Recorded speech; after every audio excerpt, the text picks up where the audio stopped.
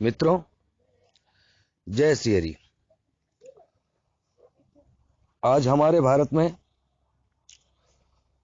तुलसीदास जी महाराज जी को लेकर और उनकी रामायण को लेकर कुछ अराजक तत्व सवाल उठा रहे हैं। हमारे देश को दंगे की आग में झोंक रहे हैं। हमारे देशवासियों से हमारा अनुरोध है कि पवित्र ग्रंथ तुलसीकृत रामायण, इसमें सभी ग्रंथों का रस तथा सामाजिक व्यवस्था के अनुसार इसका लेखन हुआ था। तुलसीदास जी ने लिखते समय आदर्शता का बड़ा ध्यान रखा था। आज जो लोग रामायण पर उंगली उठाते हैं, तुलसीदास जी के समय से लेकर के और अब तक बड़े बड़े विद्वान हुए, किसी ने ऐसी मूर्खता नहीं की, क्योंकि सब पढ़े लिखे थे, सब जानते थे, सब हिंदी भाषा के जानकार थे, सामाजिक व्यवस्थाएं देखते थे। आजकल के अराजक तत्व पता नहीं किस सभ्यता से आए। तो आइए, आप लोगों से अनुरोध है कि 5 मिनट का ये तुलसीदास जी के रामायण का शंका का समाधान हम आपको प्रस्तुत करते हैं। जितना हो सके सुनिए और अच्छा लगे तो लाइक करिए तथा शेयर करिए। भगवान राम आपका कल्याण करेंगे, देश में शांति होगी।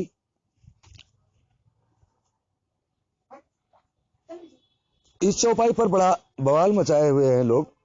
ढोल गंवार शूद्र पस नारी, सकल ताड़ना के अधिकारी। इस पर एक बिहार के आयुर्वेदाचार्य नवल किशोर तिवारी जी ने बहुत बढ़िया पंक्तियां लिखी हैं, मैं आपको सुनाता हूं। गोस्वामी तुलसीदास जी की इस चौपाई में दोष निकालने वाले अवश्य सुने। काठ की खोलता में मढ़ो जात मृत चाम, रसरी सो फांसवा में मुंदरी अरझावत है। मुंदरी अरझाए 3 गांठ देत रसरी में, चतुर सुजानवा को खींच के चढ़ावत हैं। खींच के चढ़ाए मधुर थाप देत मंद मंद, और सब तक उसको साधी साधी सुर सो मिलावत हैं। याही विधि ताड़त गुनी बाजीगर ढोलन को, माधव सुमधुर ताल सुर सो बचावत हैं। तात्पर्य, लकड़ी की ढोल, उसमें मरी हुई खाल, उसको रस्सी में फांस कर और चारों तरफ से बांधकर उसमें मुंदरी डालते हैं और उस मुंदरी को खींच करके उस रस्सी को तानते हैं और फिर इसके बाद में उसको मधुर मधुर थाप देते हैं। सप्त स्वर में पीट पीट कर मिलाते हैं। इसी विधि को ताड़त या ताड़न कहा जाता है। नहीं तो ढोल कभी सुर से नहीं बजेगी। तो ढोल की शंका समाप्त हो गई मित्रों। अब हम गंवार की बात करते हैं। जो गंवार लोग होते हैं, उन पर तुलसीदास जी ने क्या लिखा है। मूढ़ मति मंद गुण रहित अजसी चोर लबार, मिथ्यावादी दंभरत माधव निपट गंवार। इन कहूं समझाऊ कठिन सहज सुनत नहीं कान, जा विधि समुझे ताई विधि ताड़त चतुर सुजान। जिनको बुद्धि नहीं है, सारे गुणों से रहित हैं, अपजसी हैं, चोर हैं, लबार हैं, झूठ बोलने वाले हैं, दम्भ रखने वाले हैं, उन्हीं को गंवार कहा जाता है। ऐसे लोगों को समझाना बहुत कठिन है। ये जल्दी सहजता से नहीं सुनते हैं, इसलिए इनको जिस विध से ये माने उस विध से इनको चतुर लोग मनाते हैं। इस विधि को गंवार के लिए ताड़न कहा गया है। मित्रों, गंवार का आपका भ्रम दूर हो गया। अब हम शूद्र के बारे में बताते हैं। हम लोगों के लिए जितने भी हमारे शुद्ध इंसान हैं, भारतवासी हैं, जितने भी प्राणी हैं, सब ज्ञानी हैं, सभी मधुर हैं, सभी उच्च कोटि के हैं। परंतु इसमें कुछ लोगों का स्वभाव शूद्रों जैसा होता है। जैसे भोजन अभक्ष खात पियत अपेय सदा, दुष्ट दुराचारी चे साधुन सतावत हैं। भक्ष खाने वाले, नशाखोरी करने वाले, दुष्ट लोग, दुराचारी लोग जो साधु संतों को सताते हैं। मानत नहीं मातु पितु भगुनी और पुत्र बधु, कामरत लोभी नीच नर की कहावत है। सोई नर सूदन महु गने जात माधव जी, जिनके अस आचरण या वेद सब बतावत हैं। इन कहूँ सुधारिबे को सबय विधि ताड़त चतुर, नाहक में मूढ़ दोष मानस को लगावत हैं। ऐसे इनके आचरण होते हैं। इनको सुधारने के लिए जिस विधि से ये माने इनको मनाया जाता है, इसी को ताड़न विधि कहते हैं। शूद्रों के प्रति ताड़न। शूद्र सभी मनुष्य और एक किसी जाति विशेष को नहीं कहा जाता है। शूद्रों का स्वभाव होता है। ऐसे लोगों को सुधारना जो है शूद्र ताड़न कहा गया है। अब इसके बाद शूद्र से अगर आप ये समझते हैं कि जाति विशेष को शूद्र कहा जाता है, ऐसा नहीं है। शूद्र स्वभाव होता है। अब इसके बाद में पशु का ताड़न वाली बात जहां आती है, उसकी भी बात मैं आपको सुनाता हूं। नहीं विद्या नहीं शील गुण, नहीं तप दया न दान, ज्ञान धर्म नहीं जासूर, जो नर पशुवति जान। सींग पूछ नहीं नखदंत दृढ़, अति अचेत पशु जान। तिन कहूँ निज बस करन हित, ताड़त चतुर सुजान।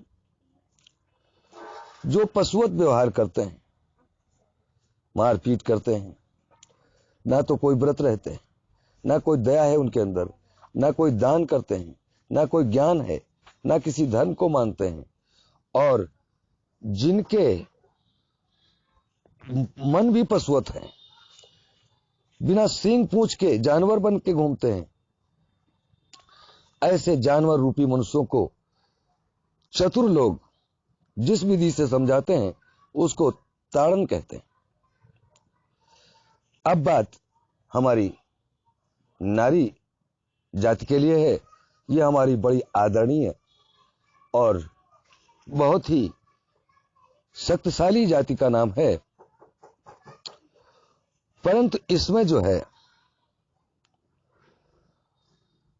तुलसीदास जी ने कुछ ऐसा वैसा नहीं लिखा है।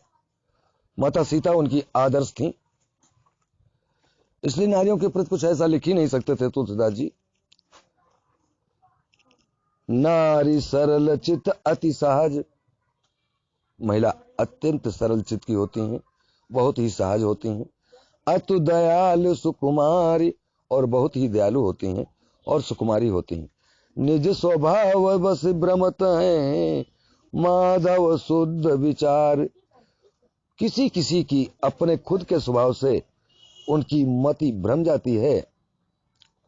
माधव नारी सुसकल विधि, सेवत चतुर सुजान। तड़िप से अपनो जो चाहत कल्याण। माधव जी कहते हैं कि उसकी सेवा शुश्रूषा करते रहना चाहिए और उसकी हर चीज का ताड़ रखना चाहिए कि अब इसको क्या चाहिए। मरने के लिए नहीं कहा गया है। तुलसीदास जी ने उनके लिए ताड़े रहो कि इसको अब किस चीज की आवश्यकता है, कहीं दुखी तो नहीं हो रही हैं, किसी प्रकार को कोई कष्ट तो नहीं है, कोई इनको बका तो नहीं रहा है। इस विधि को ताड़न विधि कहते हैं। तो इस तरह से